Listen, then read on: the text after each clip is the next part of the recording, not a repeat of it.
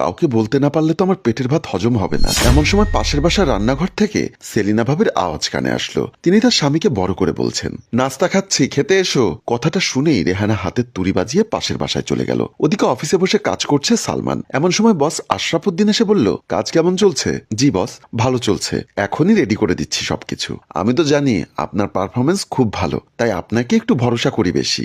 আচ্ছা, আপনাকে যে 2 লক্ষ টাকা রাখতে দিয়েছিলাম সেটা কোথায়? সালমান বলল, বস সেটা তো আমি বাসায় রেখেছি যত্ন করে। হ্যাঁ, খুব ভালো করেছো। আচ্ছা ঠিক আছে, কালকে টাকাটা নিয়ে আসবে। আমার আসলে ইমার্জেন্সি একটা দরকারে টাকাটা প্রয়োজন হচ্ছে। সালমান বলল, অবশ্যই বস, টাকা আমার বাসায় আছে, আপনি বলেছেন যখন আমি অবশ্যই নিয়ে আসবো। ঠিক আছে, তাহলে রাতেই ব্যাগের ভিতর ঢুকিয়ে রাখবে, না হলে আবার মনে থাকবে না। জি অবশ্যই বস। ঠিক আছে, ভালো বলেছেন, আমি রাতেই ঢুকিয়ে রাখবো। পাশের বাসার ভাবির সাথে অনেকক্ষণ ধরে আড্ডা দিচ্ছিল রেহানা। এক পর্যায়ে বলল, আরে ভাবি, 2 লক্ষ টাকা কি কম টাকা বলেন? 2 লক্ষ টাকা যদি এভাবে